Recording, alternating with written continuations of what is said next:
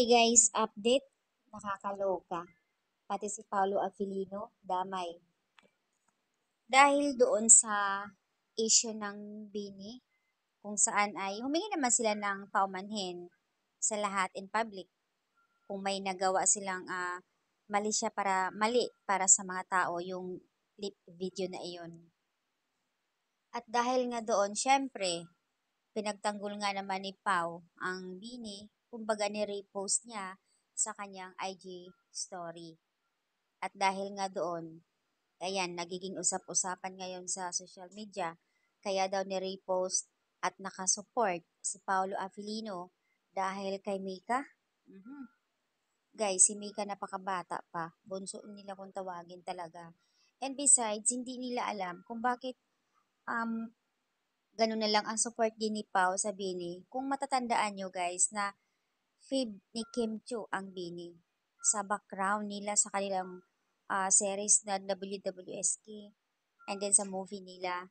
Ayan, nandoon yung background. Every time na may moltor sila, yun yung mga kinakanta background nila kay Bini at saka kay Teji.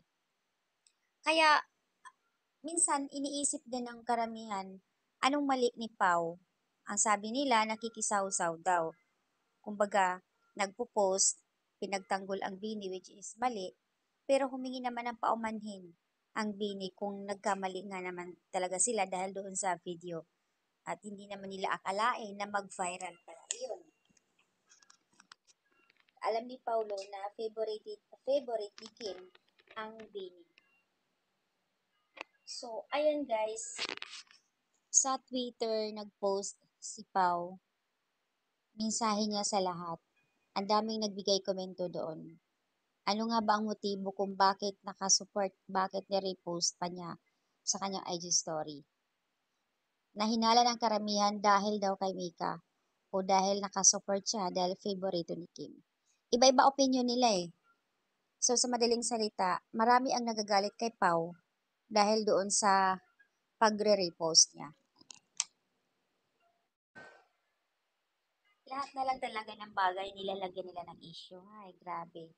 Hindi ba pwedeng repost lang to support? Hindi ba pwedeng i-post lang isang bagay na wala namang kinalaman sa issue ng Bini? Mga Kim Pao fans, anong nangyari? Lahat na lang.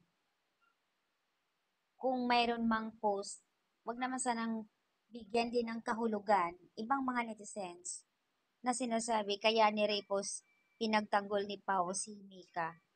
Anong koneksyon ni Mika kay Pao? Grabe, nag-repost lang. Tapos eto na kaagad binigyan nila ng Malaysia. Dahil daw kay Mika at may gusto. At may sinasabi pa nila, ayan ang sinasabi ko sa iyo, Kimi. Ngayon, tapos na ang movie nyo. Ano na ang mangyayari? Eto na, nag-uumpisa na mag-post si Pao to support Mika. O diba, itong mga comment-comment nila kakaloka. Ayan lang yung update guys kay Paolo Avellino na masyadong binigyan nila ng Malaysia. Kaya naman ang post itong si Pao sa kanyang Twitter. Kumbaga wala siyang alam, wala siyang kinalaman sa mga ganyang pangyayari.